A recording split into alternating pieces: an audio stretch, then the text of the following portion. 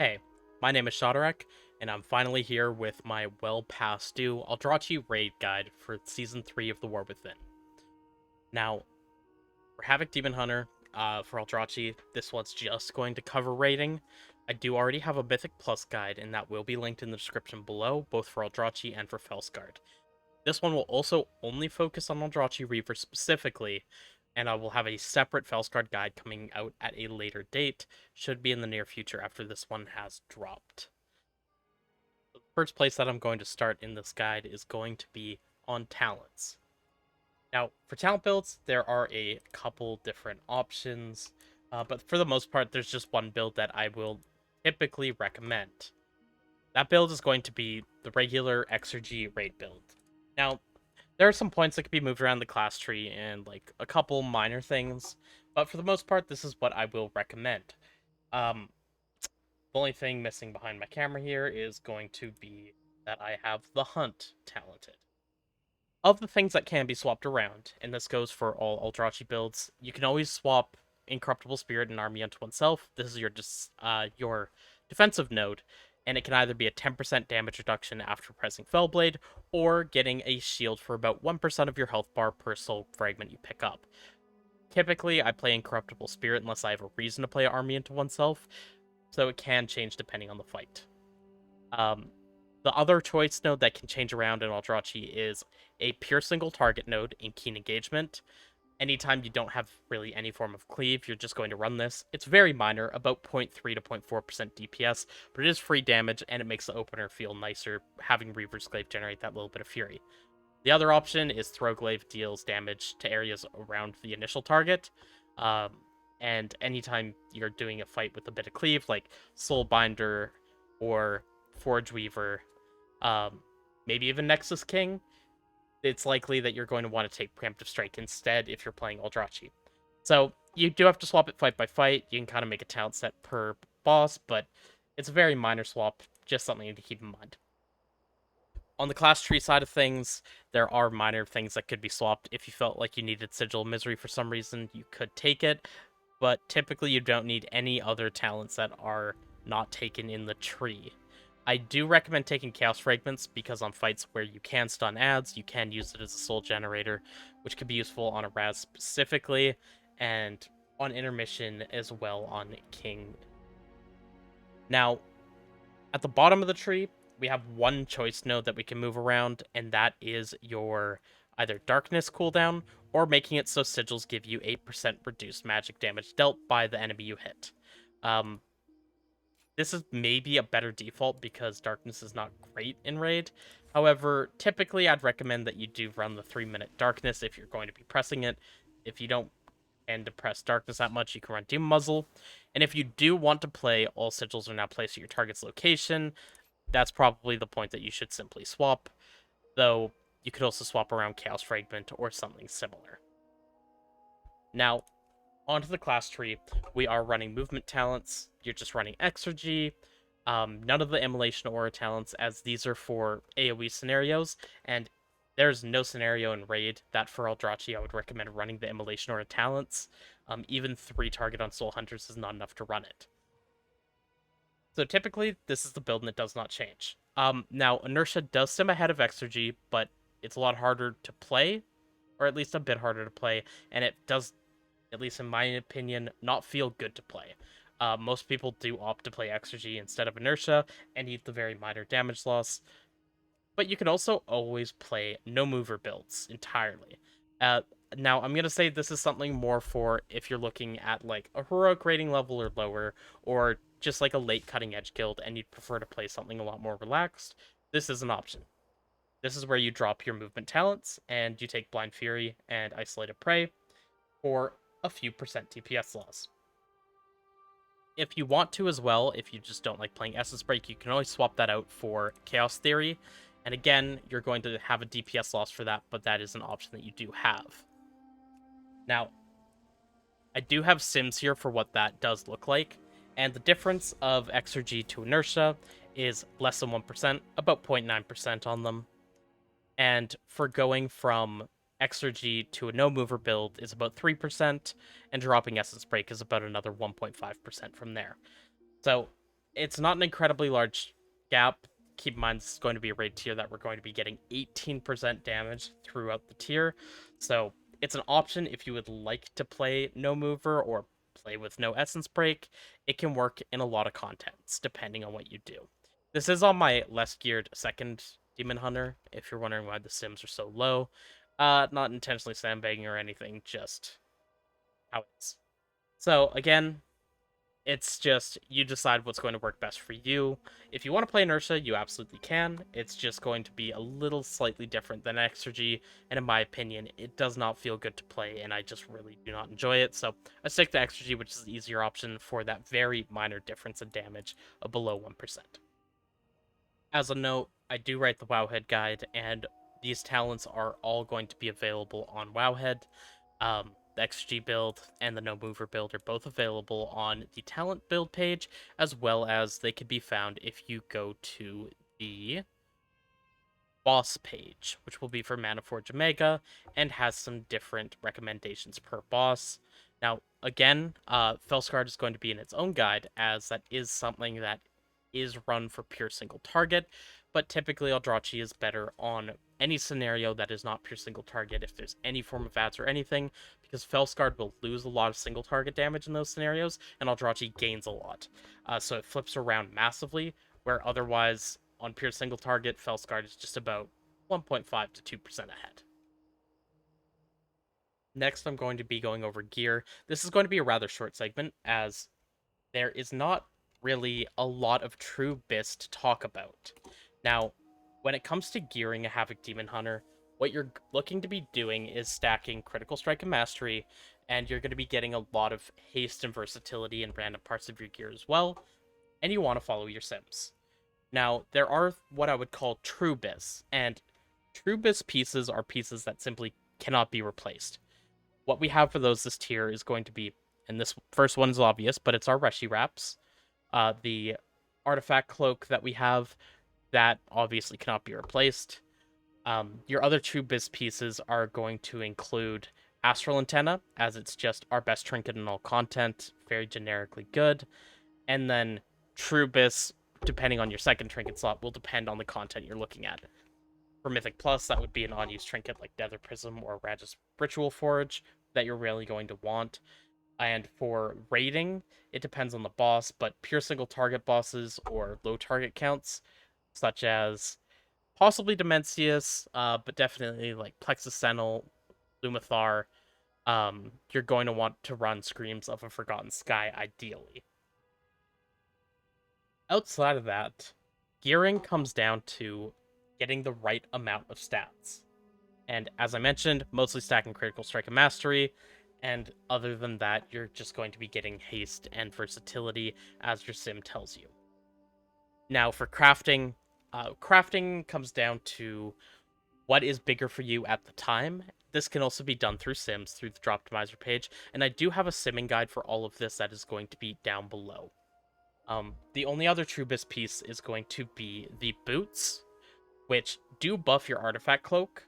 Because of that, even if you were to get, say, a normal difficulty one, that will be better than any mythic boots that you can get. Whereas everything else is going to be replaceable and interchangeable. When it comes to tier pieces, all 5 of the pieces are actually pretty good, so it depends on your stats for which one you would want as an off piece, or you can have all 5 as tier. And for jewelry, one piece of jewelry being different from this BIS list on Wowhead will mean all of them will be different. So if you don't have Salhadar's Folly, your gear is going to want Mastery elsewhere. If you don't have the Devout Zealot's Ring, your gear is going to crave Critical Strike. Same with Logic Gate Alpha. So again, all of this is dependent on the other items that are in the list, and for what gear will be best for your character, you're going to need to run sims. That video will be in the description down below. I did work pretty hard to go through and show how to sim and kind of teach that whole process if it's something you're not sure about. When it comes to crafting, there is only really a few viable slots this tier. Because we have so many slots that you can't craft in, you have all your tier slots. You can't craft a cloak this tier due to the Reshi Wraps. You can't craft boots due to the boots that buff the Reshi Wraps. And you can't put Dawn Thread or Ascension on jewelry. So while jewelry can be crafted, it's not a good embellishment slot. That leaves an offhand to be crafted with Ascension, which is good for raiding, but not good for Mythic Plus, and bracers for Dawn Thread, or to double your Ascension. Um, Depending exactly what kind of content that you are going for, but for raiding purposes, you would usually go for the Nerubian embellishment being doubled, and have a War Glaive crafted as your offhand. So again, this all is just going to come down to Sims. Unfortunately, that's the best answer that I can give you, even though it's not the most satisfying answer. And I know most people just want to be told exactly what to get, but it's not that easy. And my sim guide will kind of go over exactly why minor changes on your character can put massive swings on what gear you should look out for. As a small side note, I will also be putting out a general guide for the whole Manaforge Omega raid, and I'm actually going to go over what trinkets are best on what bosses in that guide, as there are quite a few bosses with damage amp phases or ad phases where Raz's Ritual Forge gains a significant amount of value. Dimensius is a big offender for this due to the amount of downtime with the dragon riding and preferential timing on that 2-minute trinket cooldown. So even though it doesn't sim the best, it doesn't look like it should be particularly good, the way that the fights are designed can make it good in quite a few different scenarios. Now, you may be wondering, what bosses is Aldrachi actually better on? So, Aldrachi is better on boss 2 of the raid, which is Soulbinder, possibly on boss 3, Lumathar. I'm finding that in Mythic Lumathar, Aldrachi and Felskard are pretty interchangeable, so it's really going to come down to what you're more comfortable on and what you would prefer to play. I lean with Aldrachi on that boss, but either work absolutely without issue. It's better on Forge Weaver Raz, Soul Hunters. Fractalus is more of a Felskard boss, and that is better on Nexus King. And Dimensius is a bit of a toss-up, depending on exactly what you need to do on the fight. Now, that being said, Aldrachi is more versatile than Felskard. No matter what, Aldrachi is not a bad option on any of the bosses, even on Plexus Sentinel and Fractalus, which are pure single target bosses where Felskard is better. It's only a couple percent behind, and it is fully playable. So if you're going to be picking one build to play for raiding this tier, pick Aldrachi. It's going to be better than Felskard. You can play Felskard if that's what you prefer, but it is not the generally better option on most fights, and I think Aldrachi flexes to more bosses a lot better than Felskard does.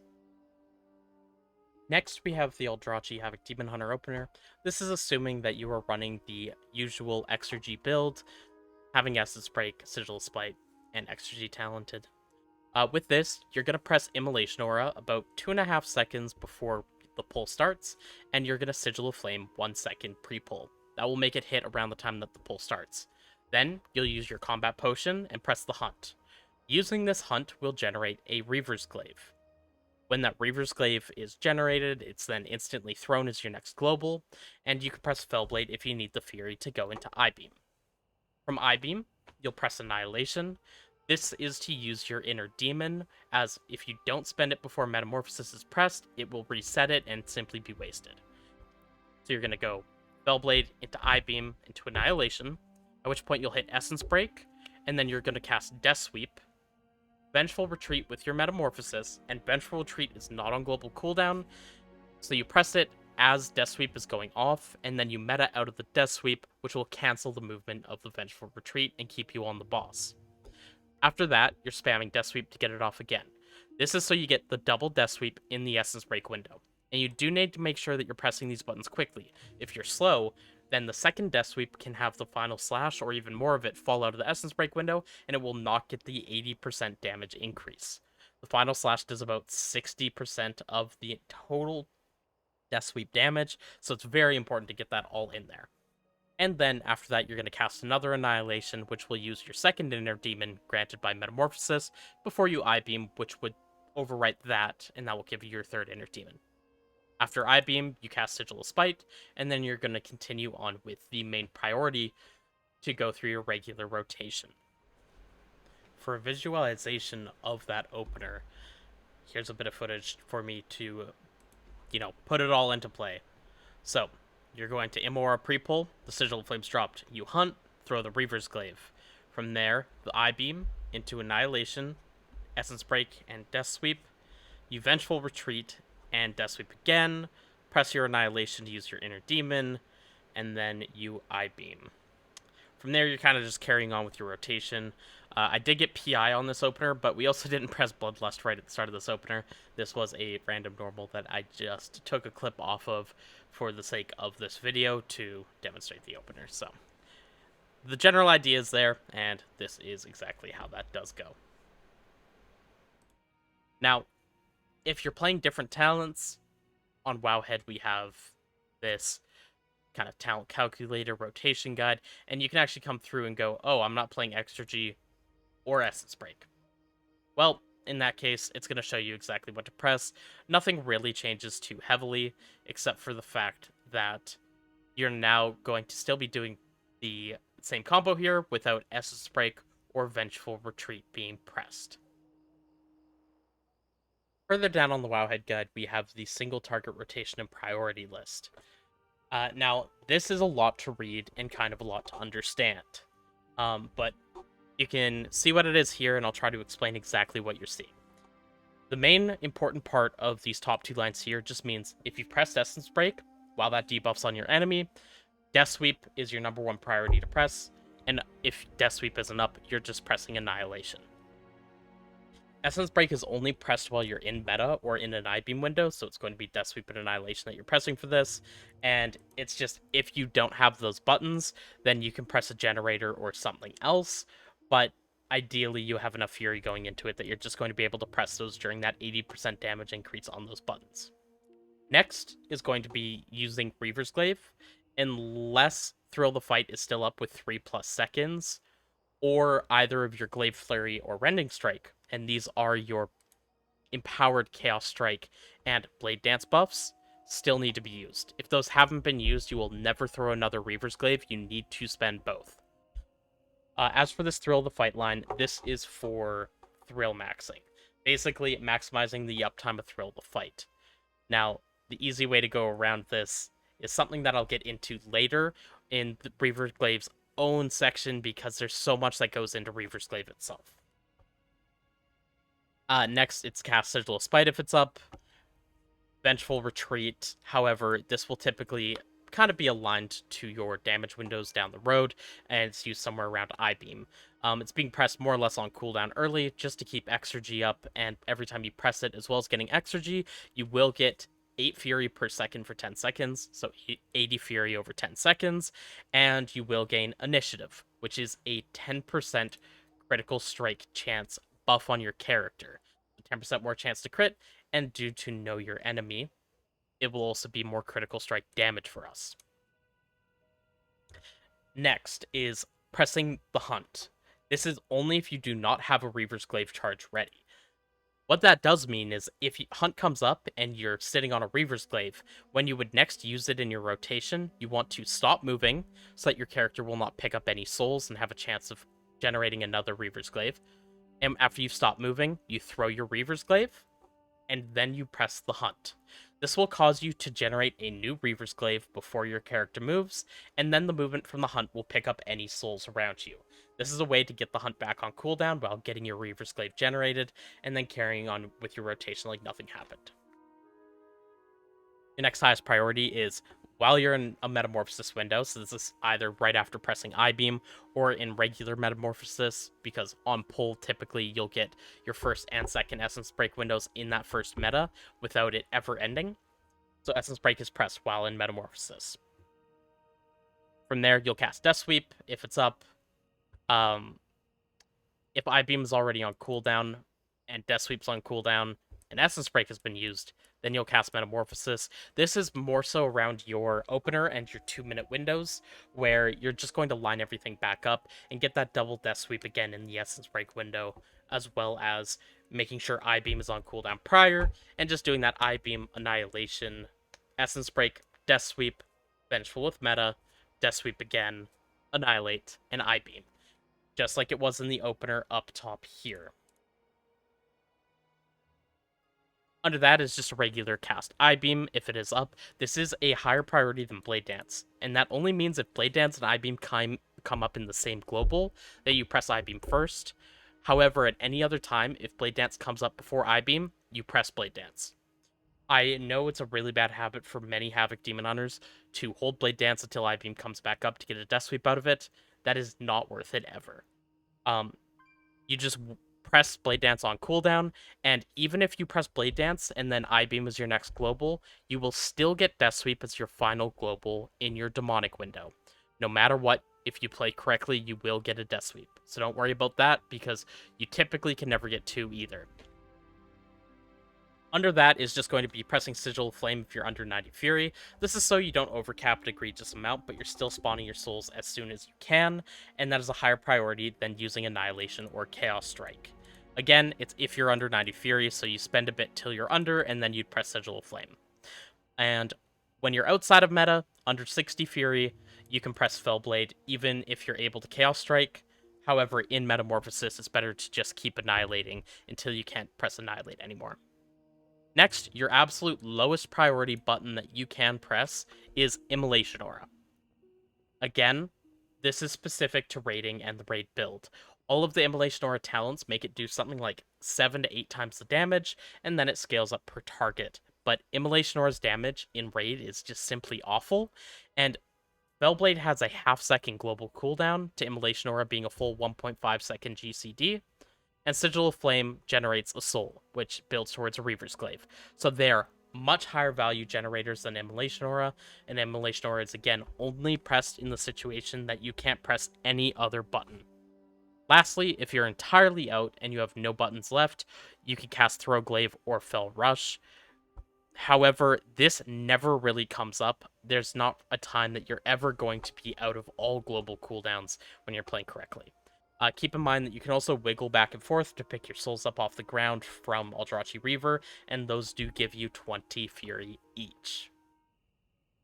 As a small side note with Reaver's Glaive, I do recommend that you always do Chaos Strike into Blade Dance for spending your empowerments. What spending the empowerments does is it doubles the value of the second one used. So if you Chaos Strike first, you'll apply Reaver's Mark, a single stack, and then Blade Dancing second would do 6 Fury if the Aldrachi hits instead of 3. With the tier set, that will be increased to 12. So with our 4-piece, that will do more damage. And while there are some situations that are technically correct to Chaos Strike second in pure single target, we're talking a difference of less than 0.1% DPS, and it's simply better, in my opinion, to have the muscle memory to always Chaos Strike into Blade Dance. Anytime you're dealing with damage amps, or not even playing your character at 100% of sim value, it's going to perform better, and anytime that there's a second target onwards, it is drastically better. If you ever make a mistake and Chaos Strike second instead of using Blade Dance second in Cleave, it is a massive DPS loss. Speaking of Reaver's Glaives, next we have Soul Generation and Management of Reaver's Glaives. So, when it comes to Soul Generation, we have a few different ways to generate souls. Now, our sigils are soul generators due to this talent, Soul Sigils. Afflicting an enemy with a sigil generates 1 lesser soul fragment. It does have to actually affect an enemy for this to work. So Sigil of Misery on an immune boss will not generate a soul. But Sigil of Flame will generate a soul, and Sigil of Spite, which also spawns 3 souls on its own, will generate 4 due to soul sigils if you properly hit an enemy. We also have Chaos Fragments, which makes it so Chaos Nova has a 30% chance to generate a soul fragment on any enemy that is stunned. Again, if this is immune, or they're already fully stun DR'd and the stun does not occur, it cannot generate a soul. We also have the Hunt, which, while it doesn't generate souls outright, it gives you a full Reaver's Glaive if you do not currently have one. As you can see on my bar down here, it will give 1 back, and that is very notable because spending your empowerments also gives you a soul back. So this gives you more than a single Reaver's Glaive, as it will also generate a soul for you. Next, we also have Wounded Quarry, and Wounded Quarry comes from throwing a Reaver's Glaive, and then spending your empowerment that you have through Chaos Strike. So when I throw my Reaver's Glaive, I now have my 2 empowerments, Rending Strike and Glaive Flurry. And when I press Chaos Strike, Rending Strike will then apply a Reaver's Mark. This will cause Wounded Quarry to function, as well as being a 6% damage increase for 20 seconds. And with Wounded Quarry, that will mean 20% of all physical damage I deal to any enemy funnels into that Reaver's Mark target.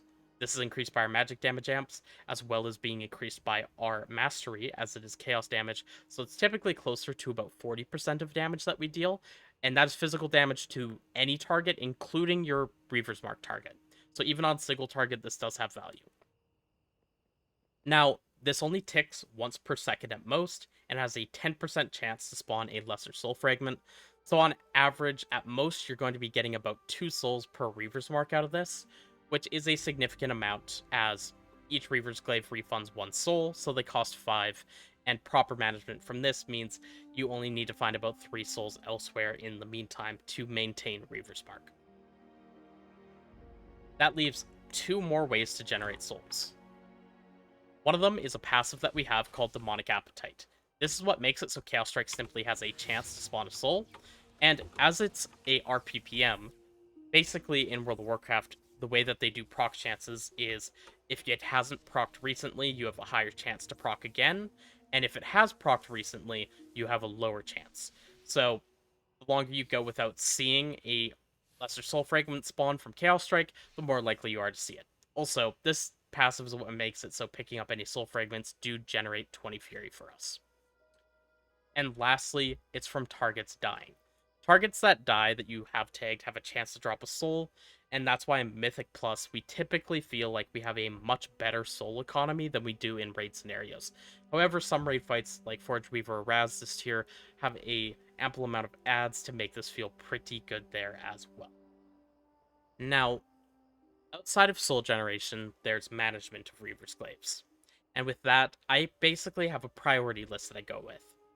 Now, that Reaver's Mark that I spoke about, the one that's applied for 20 seconds, I try to maintain that debuff with near 100% uptime on all raid encounters.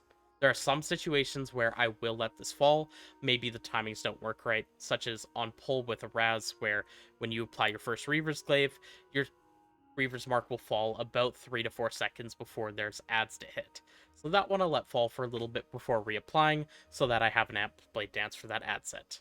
But outside of cases like that, you want to keep this up with near 100% uptime, as this largely impacts your soul generation and your damage by having a target receive that physical damage funnel. The next one is to not overwrite your Thrill of the Fight debuff. Or not debuff, sorry, your Thrill of the Fight buff. That buff is a 15% damage amp for 10 seconds, and it is applied to you after spending both your empowerments. That means if you throw a Reaver's Glaive, you will not get the buff until you've cast both Chaos Strike and Blade Dance. This makes it pretty easy to not overwrite, however there are situations that you would overwrite it in. The way that I go about not overwriting it if I'm just trying to maintain a high uptime on Thrill of the Fight is to have an unempowered Blade Dance between each empowered cast. That means if I throw a Reaver's Mark, Chaos Strike, and then when I Blade Dance, I now have 10 seconds of the buff.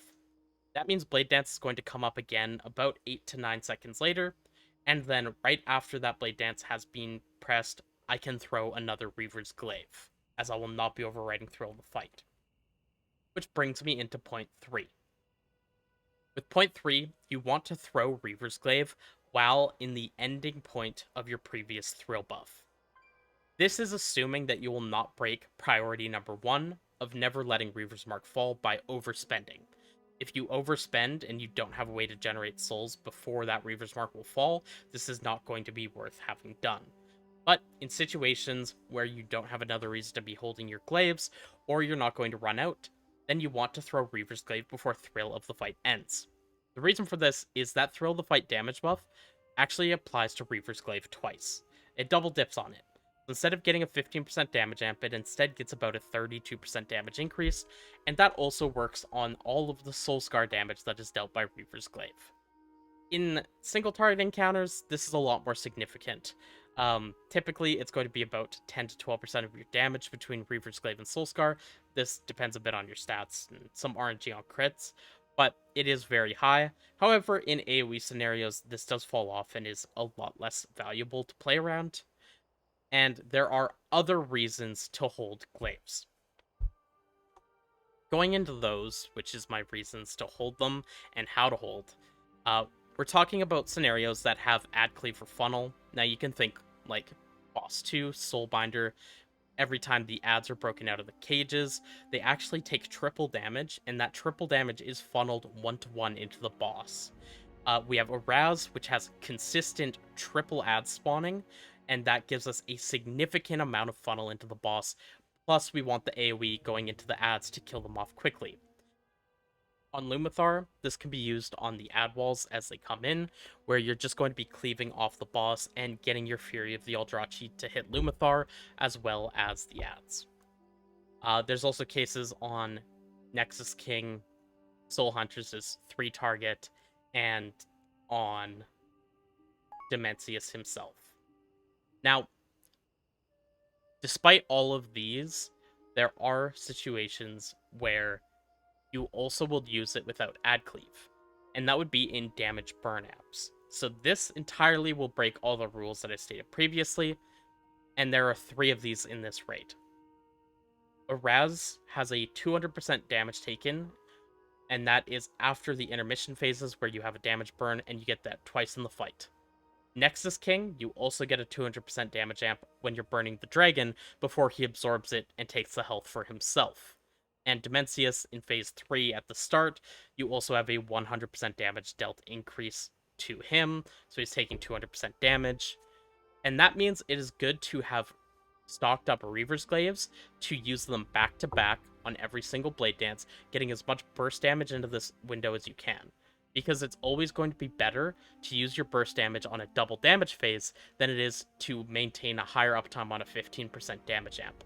On top of that, this can be paired with a trinket like Araz's Ritual Forge, and that will make you do even more burst in these windows. Now, the way that you hold Reaver's Glaives for this, if you're looking to have a glaive up for every time ads come up to funnel, or you're looking to have more Reaver's Glaives up when you're going to be doing a lot of burst damage on those burns, is to minimize your usage. As I mentioned before, you want to avoid letting Reaver's Mark fall. So you're going to try to maintain that 20-second debuff, and before it falls off, throw a Reaver's Glaive in the last couple seconds, and then Chaos Strike to reapply it. That means you're going to be generating more souls than you spend. This isn't going to be an instant process where you're just racking them up constantly, but every time you press the hunt every minute and a half, sigil a spite every minute, you're going to really notice big spikes in how many souls you're sitting on. And there's no limit to how many souls that you can sit on. I mean, there is a limit, but it's 80. There's no feasible limit for you to ever hit in a raid fight. So if you get to a point where you're sitting on a Reaver's Glaive and 12 souls, that's 3 full Reaver's Glaives that you're holding on hand. The next time you pick up a soul, it'll -6 from your count and give you another Reaver's Glaive. And that's what lets you chain spend these back to back to back. So you're going to minimize your usage by only throwing every 20 seconds, and then using them every time there's ad cleave for funnel, or chain spending multiple of them in a damage burn. While I've covered just about everything I've wanted to in regards to Aldrachi Reaver and Raid, there is things that help as general tips towards being a DPS, and especially a melee DPS. So, next I'm going to be getting into optimal GCD usage. Now, for those that don't know, the GCD is the global cooldown. In World of Warcraft, the global cooldown, at least for Havoc Demon Hunter and most specs that are not energy-based, is 1.5 seconds, and that is reduced by haste. That caps out at a minimum of 0.75 of a second with 100% haste. Typically, you see this more in like Bloodlust, Meta, Furious Gaze Up, things like that. Now, with that, there is something called a spell queue.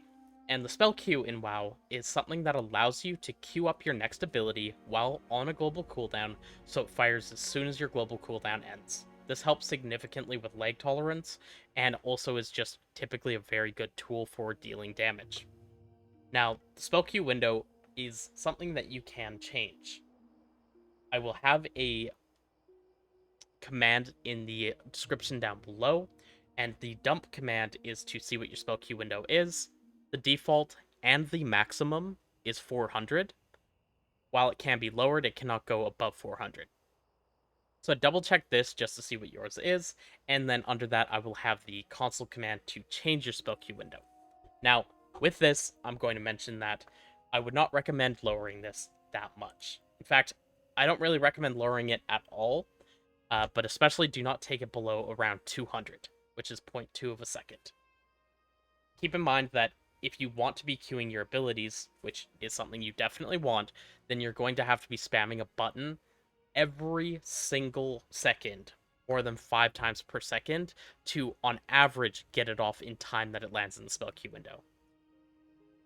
Now, even at 280, I was finding that I was getting some gaps in my GCDs, so I did just increase mine back to 350, and I don't really recommend changing this, but something to look into, as I have caught where people's is lowered below even 100 or is set to 0.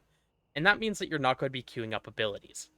Now, it might feel really good to play the game that way, because every time you press your button, it's going to feel like it actually goes off, as opposed to having it go off late, like you're playing slow.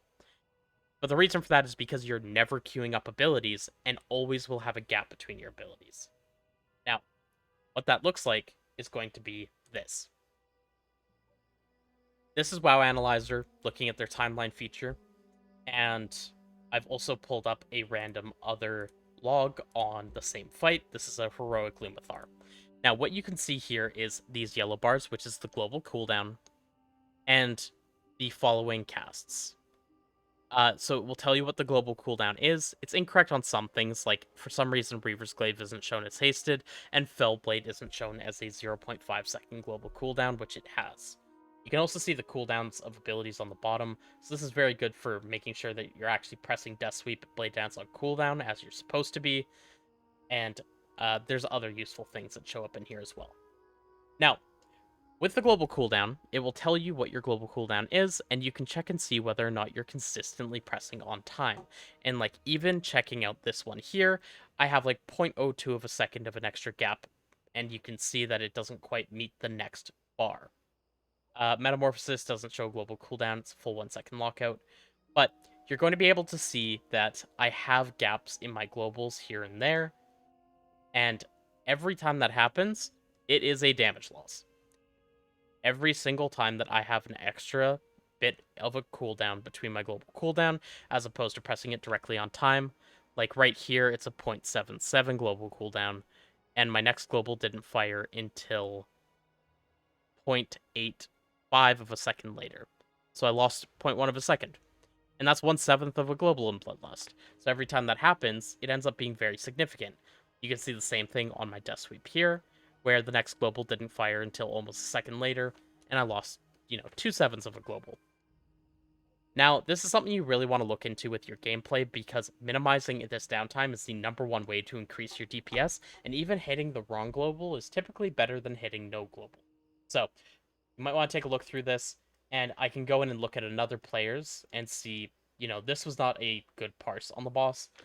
So it is kind of a cherry-picked example, but you can see much larger gaps that are going to be happening, and gaps pretty consistently between globals and the next global. This is going to cause a massive DPS loss. Another thing here is your Eyebeam window. Now, Eyebeam being a channel, you obviously can't queue an ability out of it, because pressing an ability normally will cancel it. However, what you can do is, instead of relying on the channel time and then hitting a button as soon as you react to the fact that you finished Eyebeam, you can go to my macro guide, which will be in the description down below. I greatly recommend this. And you can macro your abilities so that they cannot cancel Eyebeam and Abyssal Gaze. This makes it so that every time you're Eyebeaming, you're just spamming your next global. Any button that you've macroed will not be able to cancel it, and while it won't spell queue, you can sometimes get it where you're going to have it as close as I had here. My Sigil of Spite is instantly after Eyebeam ends, and I have no gap. If I go to future ones, I'm going to have small gaps here and there, but it's very noticeable between my play and someone that doesn't have this macroed, both because you're going to have larger gaps typically, or you're going to be canceling your Eyebeam. Canceling Eyebeam is incredibly bad. The damage it deals is very good, and then on top of that, of course, if you cancel it, you will not get Furious Gaze, our 10% haste buff that you only receive for fully finishing the channel. Whereas if I go look at, this log that I have pulled up here, between their Eyebeams and their next cast, typically that is a larger gap. Possibly because they don't have it macroed. There could be other reasons as well, but it is something that I do greatly recommend doing, because it will increase your damage in the long run, and it also makes the spec feel a little easier to play, to be honest. That covers everything for my Aldrachi Reaver Havoc DH guide for Season 3 of The War Within.